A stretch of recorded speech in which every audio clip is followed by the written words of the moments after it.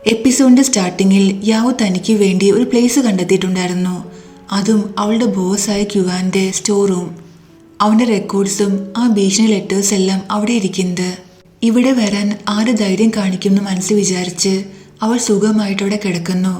കുറച്ച് files പില്ലുവായി use ചെയ്യുന്നുണ്ട്. ക്യാമ്പിന്റെ കുറച്ച് സാധനങ്ങൾ അവൾക്ക് അവിടുന്ന് കിട്ടുന്നു. അത് തറയെ വിരിച്ചാണ് അവൾ കിടക്കുന്നത്.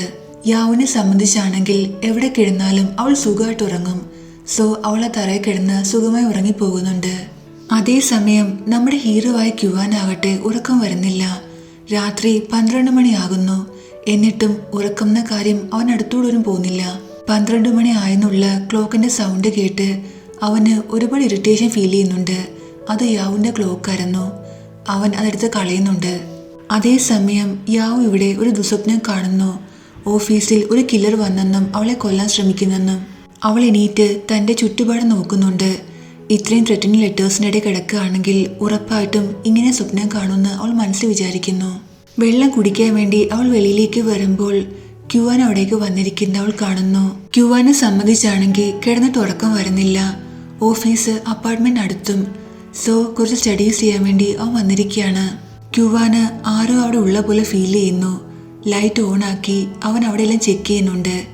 ആരെയും കാണാതെ ആകുമ്പോൾ തന്റെ ഓഫീസിലേക്ക് തിരിച്ചു പോകുന്നു. യാവു തന്റെ സ്റ്റോർ റൂമിൽ വന്ന് സുഖമായി കിടന്നുറങ്ങുന്നു.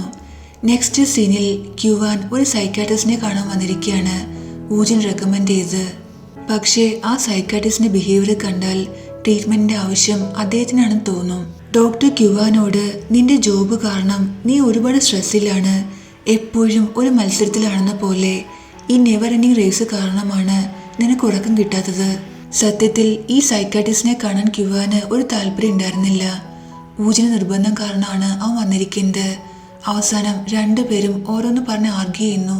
തന്റെ അസുഖത്തെക്കുറിച്ച് വെളിയിൽ ആരും അറിയരുതെന്ന് അവന് നിർബന്ധം ഉണ്ടായിരുന്നു.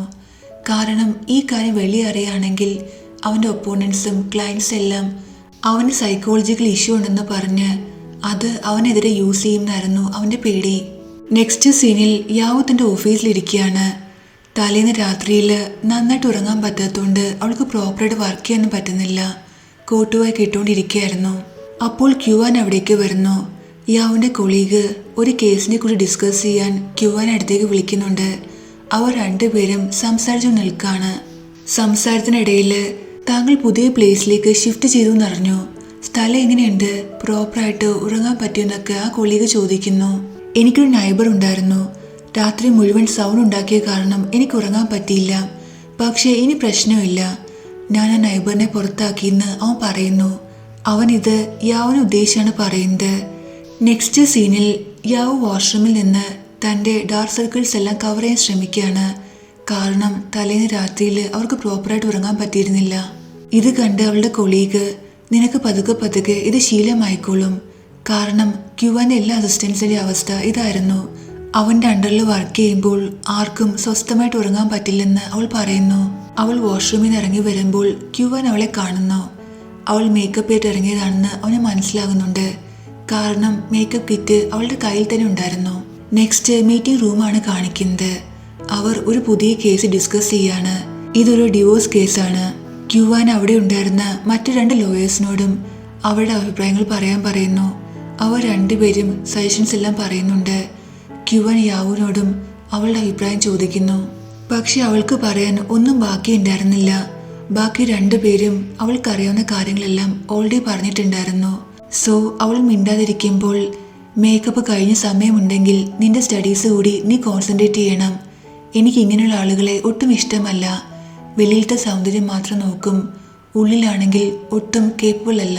നിന്റെ ആറ്റിറ്റ്യൂഡ് ഇങ്ങനെയാണെങ്കിൽ മാക്സിമം 1 മാസം, അതിനുള്ളിൽ ഞാൻ നിന്നെ ഫയർ ചെയ്യുമെന്ന് അവൻ പറയുന്നു. പാവം യാവു ആട്ടെ സാഡായിട്ട് വെളിയിൽ വന്നിരിക്കുന്നുണ്ട്. അവളുടെ മറ്റു 3 കൊളീഗ്സും കൂടി ഒരു ചാറ്റ് ഗ്രൂപ്പ് ഉണ്ടാക്കുന്നു. എത്ര ദിവസം ഇവളിവിടെ ഉണ്ടായിരിക്കുന്ന രീതിയിൽ അവർ ബെറ്റ് ചെയ്യുന്നുണ്ട്. നെക്സ്റ്റ് ഡേ ഏർലി മോർണിംഗ് ആകുമ്പോൾ അവൾ എന്തൊക്കെ സൗണ്ട് കേൾക്കുന്നു. സോ ചാടി എണീറ്റ് റെഡി ആയിട്ട് അവൾ ഓഫീസിലേക്ക് വരുന്നുണ്ട്. അപ്പോൾ ഏകദേശം 5 മണി ആയിട്ടുണ്ടായിരുന്നുള്ളൂ. അവൾ കിച്ചണിന്റെ ഭാഗത്തേക്ക് വരുമ്പോൾ അവളായിരുന്നില്ല ഫസ്റ്റ് പേഴ്സൺ. അവളുടെ ബോസായ ക്യുവാൻ ഓൾറെഡി അവിടെ ഉണ്ടായിരുന്നു. ഇത് ഓഫീസിൽ വരേണ്ട ടൈമാണെന്ന് അവൻ ചോദിക്കുമ്പോൾ ഏർലി ബേർഡ് ക്യാച്ചസ് ദ വേം എന്ന പ്രോവർബ് അവൾ പറയുന്നുണ്ട്. അതുകൊണ്ടാണ് ഞാൻ ആദ്യം വന്നത്. ബോസ് നോക്കിക്കോ, ഞാൻ എല്ലാവരെക്കാളും ഹാർഡ് വർക്ക് ചെയ്യും. എത്രയും പെട്ടെന്ന് ഈ ഓഫീസിൽ ഒരു പെർമനന്റ് ജോബ് കരസ്ഥമാക്കുമെന്ന് അവൾ പറയുന്നുണ്ട്. യാവോ ക്യുവാന്റെ ഫേസിൽ ഡാർക്ക് സർക്കിൾസ് ഉള്ള കാര്യം പറയുന്നു. പാവം ക്യുവാൻ ഓഫീസിൽ വന്ന് അവന്റെ ഡാർക്ക് സർക്കിൾസ് നോക്കുന്നു. എന്നിട്ട് ഷെയ്ഡ്സ് യൂസ് ചെയ്ത് അത് കവർ ചെയ്യാൻ ശ്രമിക്കുന്നുണ്ട്. യാവോ ക്യുവാന്റെ റെക്കോർഡ് റൂമിൽ നിന്ന് ഇറങ്ങി വരുന്നത് ക്യുവാൻ ശ്രദ്ധിക്കുന്നു. കാര്യം ചോദിക്കുമ്പോൾ താൻ കുറച്ച് സ്റ്റഡീസ് ചെയ്യാൻ പോയതാണെന്ന് അവൾ കള്ളം പറയുന്നുണ്ട്. നെക്സ്റ്റ് സീനിൽ എംപ്ലോയീസ് എല്ലാം ഓഫീസിലെത്തിയിട്ടുണ്ടായിരുന്നു. അപ്പോൾ അവിടേക്ക് ഒരു ന്യൂ ക്യാരക്ടർ വരുന്നു. ന്യൂ ക്യാരക്ടർ അല്ല, ഇത് വൂജനാണ്. കൊളീഗ്സ് യാവുനോട് വൂജന് ക്യുവാന്റെ സെയിം പവർ ഉണ്ടെങ്കിലും അവൻ ക്യുവാനെ പോലെയല്ല, എല്ലാവരോടും വളരെ ഫ്രണ്ട്ലി ആയിട്ട് ബിഹേവ് ചെയ്യുമെന്ന് കൊളീഗ് പറയുന്നുണ്ട്. ന്യൂ അസിസ്റ്റന്റായി യാവുനെ കണ്ട് വൂജൻ അവളുടെ അടുത്തേക്ക് വരുന്നു. എന്നിട്ട് വളരെ ഫ്രണ്ട്ലി ആയി അവളോട് സംസാരിക്കുന്നുണ്ട്. ബെസ്റ്റ് ഓഫ് ലക്കും അവളോട് പറയുന്നു. വൂജൻ സത്യത്തില് കുറച്ച് ദിവസത്തെ വെക്കേഷന് പോയിരിക്കുകയായിരുന്നു. അന്ന് അവൻ റീജോയിൻ ചെയ്യുന്ന ദിവസമായിരുന്നു. അവൻ നേരെ ക്യുവാന്റെ ഓഫീസിലേക്ക് വരുന്നുണ്ട്. ഓഫീസിൽ ഷെയ്ഡ്സ് വെച്ചിരിക്കുന്ന ക്യുവാനെ കാണുമ്പോൾ, നീ ഞാൻ പറയുന്ന കേൾക്കൂ, നിന്റെ ഇൻസോമിയ നീ എത്രയും പെട്ടെന്ന് ട്രീറ്റ് ചെയ്യണം. ഒരു സൈക്കാട്രിസ്റ്റിനെ കാണണം. സൈക്കാട്രിസ്റ്റിന് മാത്രമേ ഇത് ട്രീറ്റ് ചെയ്യാൻ പറ്റുള്ളൂ. നീ എത്ര നാള് നിന്റെ ഡാർക്ക് സർക്കിൾസ് മറയ്ക്കാൻ വേണ്ടി ഇങ്ങനെ ഷെയ്ഡ്സ് യൂസ് ചെയ്യുമെന്ന് അവൻ ചോദിക്കുന്നു. നിന്നോട് എനിക്കും ഒരു കാര്യം ചോദിക്കാനുണ്ട്. എൻ്റെ അസിസ്റ്റന്റ് യാവോനെ നീ അല്ലേ ഹയർ ചെയ്ത്?